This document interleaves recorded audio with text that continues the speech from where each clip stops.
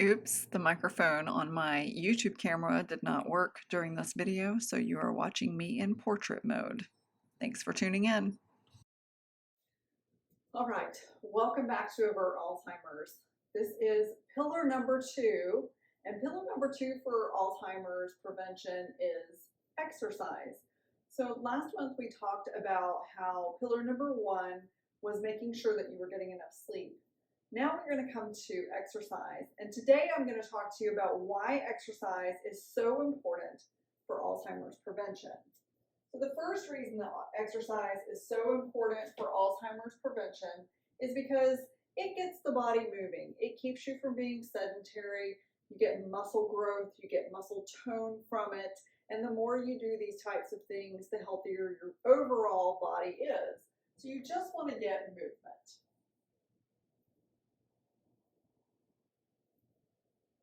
Now, what does that movement look like? Well, exercise comes in a lot of forms and fashions.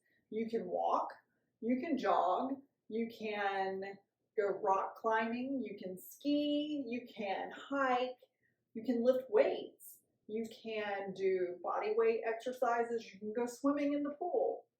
So you just want to make sure that you're getting movement. Now, how often should you get this movement is probably the question that you're asking right now. Well, the answer to that question can vary. For me, I like to get at least 30 minutes of movement 5 to 6 days a week. So let's talk about that for a second. 30 minutes. Oops, it would help if I could write properly. 30 minutes, 5 to 6 times per week. So what happens if you get 30 minutes of exercise, some form of movement, 5 to 6 times per week? A lot. So just going for a 20 to 30 minute walk 5 days a week can decrease your chances of getting Alzheimer's by 40%. 5 days a week, 20 to 30 minute walk can decrease your chances of getting Alzheimer's by 40%. That is huge, you guys. That is huge. If that's not enough to motivate you to do this, then I don't know what is, because everybody can go for a walk.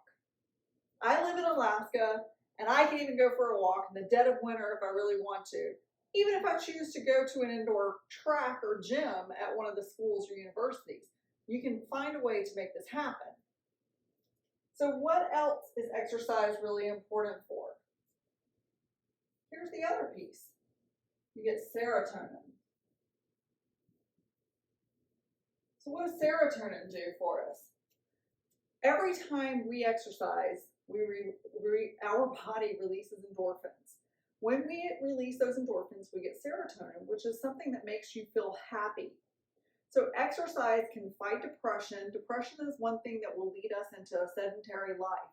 It can also create better chemical balance so that we're not eating uncontrollably or eating emotionally. So you hear a lot of people in the fitness world talk about how they will go exercise if they have something that's bothering them for the day, because they want to make sure that they're not going to eat out of an emotional reaction to whatever might be going on in their life. So loss or joy or whatever the emotion is that you're feeling, if you can exercise 10 to 20 minutes just to release that endorphin boost and get that serotonin elevated, it will save you from doing things that are otherwise damaging to the body, like playing video games, like vegging out in front of a television, like, eating, or whatever release that you look for when you're fighting some form of emotion. Serotonin is the best form of that release. So exercise releases endorphins, builds your serotonin up. The more serotonin you have, the happier you are. The more you exercise, the more serotonin you have. It all kind of goes together. Do you see how this is working out? All right. So what else is really important for exercise where brain health is concerned? Well, obviously, weight management.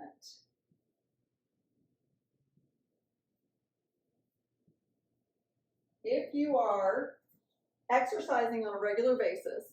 And this also needs to be noted that you can't out-work out a bad diet. So if you're working out an hour to 2 hours a day and you're going to McDonald's twice a day or some other eating out spot twice a day, or you're eating a bunch of chips and processed foods in your house, the likelihood of your weight management, yeah, you might maintain a decent weight, but the other part is what you're doing internally to your body.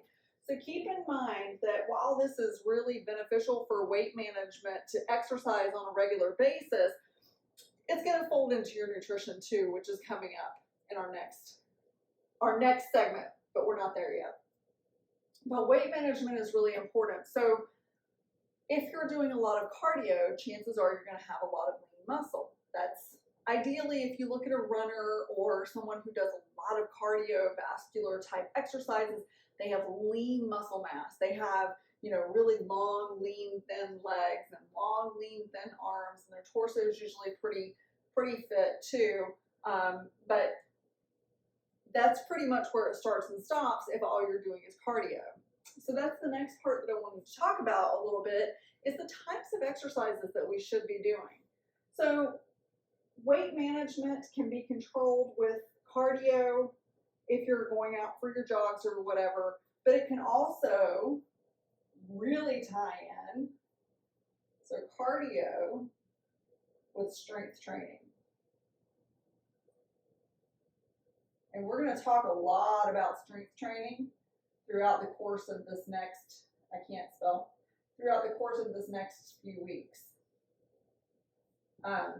Because that is vital for brain health. But today, we're just talking about how exercise helps you prevent Alzheimer's. So these are the two main forms of exercise that you want to do. If you have bad knees or bad joints or recovering from surgery or something like that, then by all means go get in a pool, because that is the safest way to get exercise and heal your body. But if you're relatively healthy and want to shed a little bit of weight, this is the biggest thing. So why does weight management tie into exercise and tie into Alzheimer's? Well, Alzheimer's is, a lot of people deem it type 3 diabetes, which we'll talk about that later. But type 2 diabetics tend to be overweight, and they also tend to be more predisposed for Alzheimer's, because insulin resistance is the main contributing factor to Alzheimer's. Every single Alzheimer's patient that has died and had an autopsy done has been insulin resistant. So that's the trigger, right? You don't want your insulin to be resistant. You want your insulin to be sensitive. You want your cells to be insulin sensitive. So strength training and cardio are forms of exercise that will help you maintain your weight and bring your blood sugar back down. So we really want to focus on exercise for weight management, serotonin, and just to get your body moving.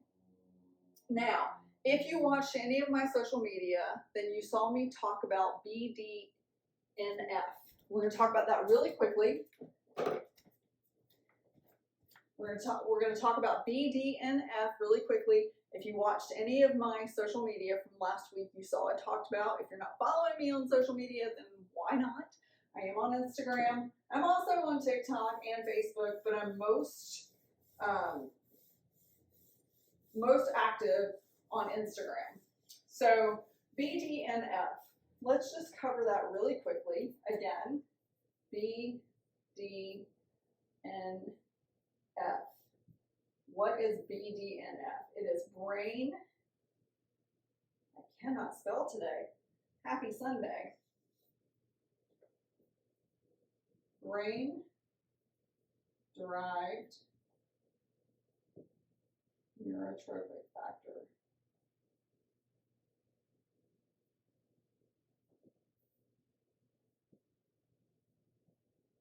Okay, so this brain-derived neurotrophic factor is a protein that is released into your body that cleans up your brain. So if you are in any stage of cognitive decline, which I'm going to reiterate this a million times throughout this whole podcast, Alzheimer's is diagnosed when you're in late stage. I'm going to say that one more time. Alzheimer's is diagnosed when you're in late stage. When you're in late stage, it means that you've been developing the disease of Alzheimer's for no less than 10 years and probably more than 20. What does that mean? That means you've been living a lifestyle that will create this plaque on your brain that's trying to protect it from the damage that's being done. So Alzheimer's is basically your neurons in your brain telling your cells not to regenerate. What causes that to stop happening? A lot of BDNF. BDNF is a protein that is triggered up into the brain and signals, hey, we need to regenerate some cells up here. Let's get busy. The more BDNF you can create in your body, the better. And there are two really important ways to create BDNF in your body. How you exercise, which weightlifting is the best way, and fasting, which we'll talk about in the next pillar that's coming up. BDNF. This is the reason I lift weights, right here. I have never been one to jump out of bed and want to exercise. This is the reason I jump out of bed and exercise 5 days a week, sometimes 6. BDNF. I carry both genetic variants for Alzheimer's, and if you've never had your genetics tested, I highly recommend that you do so, and I'll put a link in the comments below to 23andMe for you to get your test. All you have to do is spit in a cup and send it in to 23andMe, and they'll test it to see if you are ApoE4 positive. If you have one genetic variant of ApoE4, you are 30 to 40% more likely to get Alzheimer's. If you have two genetic variants, which I do, and less than 1% of the world population has two genetic variants, you are 60 to 90% greater, you have a 60 to 90% greater chance of getting Alzheimer's. But again, it's all based on how you live your life. So I exercise, I knock over things too. I exercise 5 to 6 days a week, lifting weights, which I know you can't really see, but I have weights right over here on the floor every single day. And usually, actually that's not true. I lift at least 4 days a week, and one day I usually do an hour hit. So I'm still getting muscle built, but it's all body weight. BDNF. Do not forget that. If you have questions about it, you feel free to pop questions in the comments below. I would love to know what your workout routine is. Please comment below. Tell me what you're doing, and tell me what exercises you would prefer to see, because I do record exercise videos, and I even have some on this channel if you go check out my other playlist for exercise or workout videos. All right, that is the end of today's lesson. I wanted to make sure I introduced you into what exercise is good for when it comes to brain health. Now you know. The key factors for what is really important for brain health. But remember, this is the most important piece. And if you carry a genetic variant of any sort for Alzheimer's, this is going to be the saving grace for you, which means exercise needs to be a priority in your life. Are you making it a priority in your life?